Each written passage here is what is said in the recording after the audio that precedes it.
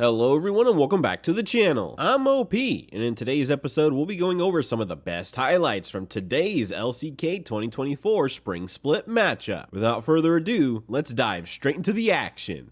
They know. Setting a trap here. Maybe. As Closer is going back, does have teleport, can get himself back into the lane. Is Rascal being a Rascal. Behind the turret here is Pleta. Oh, here's the trap set up as Willa now looking for the opportunity, but they don't know. Satab moves on over. The Windwall did a fair bit of work there, and first blood actually goes to Willa somehow. Now Closer's looking for a kill, and he'll get it. Just stabs the Nautilus, and FearX, the plays upon plays upon plays, works out in their favor. Really? Punch and Dove were the last ones to play Yasuo Gragas? In my head, it's Didn't Canyon Showmaker play this like last week? What I think it might have been is that it wasn't... Rascal could be in trouble here. I think Rascal's dead. Yeah, he should be dead. That is just clear, locking down the solo kill. There we go. Was that at Worlds? It's been a long time since it's been played here in the LCK, and that was confirmed. Punch and Dove, though. Phew. It's quite a while ago. But it was also the old variety of FearX. Of course, it became Live Sandboxes. All right, there it is. Knock up City. And Closer's going to very comfortably take that one down. This is what this composition does. You just stack on as many knock-ups. His map movement, I think, really has been very impressive as we're taking a look at this. So they both start off at full health, and I think it gives a false sense of security. But the problem here is that it is super long trades where Udyr isn't actually able to get out, you know, maybe get a tornado off and from there continue onward. Particularly if all out is used, he's not going to be able to get through. As Satab does have his flash available, but Closer actually starts buffering it, then flashes, so there's minimal response time, which didn't happen. Yeah. And, you know, even his times on Gen G were marred by a few difficult times. And speaking of difficult times, that is a nice flash. The cast does come through as Execute tanking for about a year, but he will burn down. Pleta sends his regards as now Clear could be in trouble. That is going to be a Glacial Prison. He is Cassante, but not Cassante enough, as Rascal has a circle with some heat inside. And is going to be able to take him down. Rooker, no. Am I saying a word that people understand? Yeah, particularly at the end of a long day. It happens so often where I'm like, it's probably English. It's good enough. That's fine. Satab goes back in. It's a bit cute, and he's going to have to flash as Execute. He battle dances back towards Closer, so now without the flash could be dangerous times here as over the wall they go. Flash does come out, last breath onto Teddy though into that backline. Really nicely done. Another knock up here as Execute. That was not what you really wanted to do. Immediately 2 kills go down.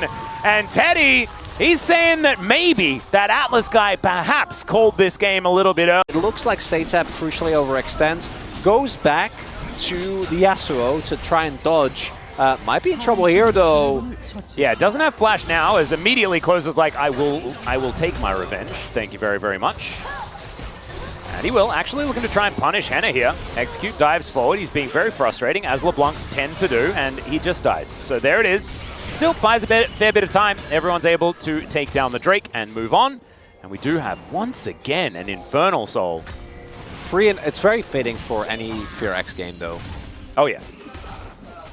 Teddy, why are you... Well, Willa is like, why are you here? He's ganking Willa in his jungle. That's cathartic. He's just dead. You could have left early. Trying to waddle away. Henna eating some honey fruit. Should be all right. Satab dashing in. There's the grand entrance. Henna does find Rascal on the side of this fight. He's able to run away. He's not going to have the health bar to do that too many more times. Can Willa find that cask angle? They are kind of grouped up. Let's see whether they can get in there. In goes Execute in the last breath into the backline. Teddy trying to avoid it, but it's not going to work.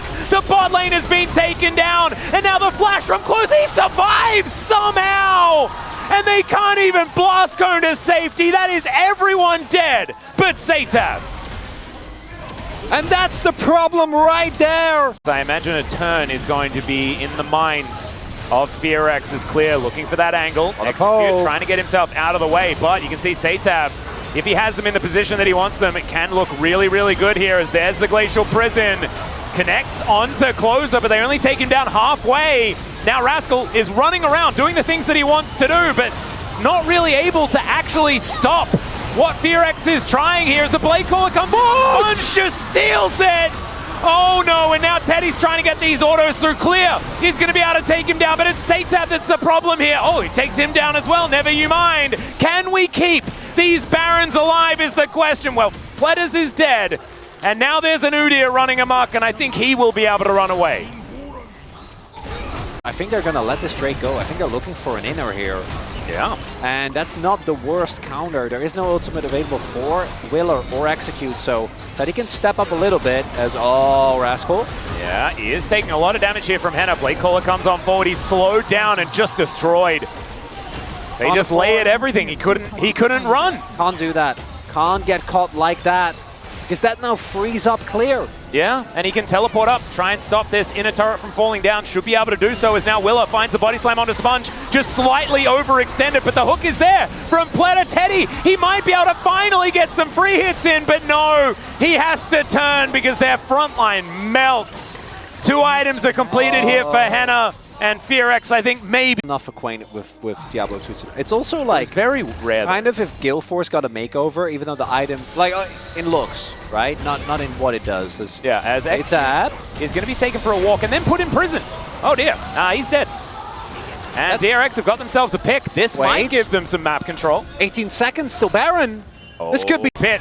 They need to try and do something here as Willa towards the top, and they don't have any information actually about where he is, but they wanted to go for a turn. They'll find the knock-up. They get on top of Closer, but he's still alive, and into the backline he goes. Teddy evaporates. Sponge also unable to soak that damage as he tries to escape, but it does not work, and they are just magnetized to the carries of DRX, and FearX maybe, just maybe, that was Execute's plan all along. He knew Atlas. He knew. He knew the ways. He's going for the 1v1 into Rascal. Okay, so hear me out. What happened there is actually the patience from DRX, the lack of patience. Yeah. It comes back to haunt them because I think if they play it slower, they poke with states if they can kill him. But this is a semi-tank Closer. He has shield though. He has a.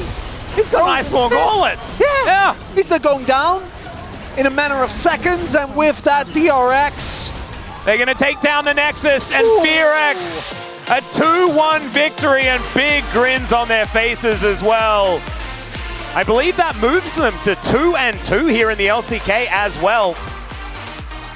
These were some of the best highlights from today's LCK 2024 Spring Split matchup. Which moment was your favorite? Let me know in the comment section below. This is OP, and I'll see you tomorrow. Take care.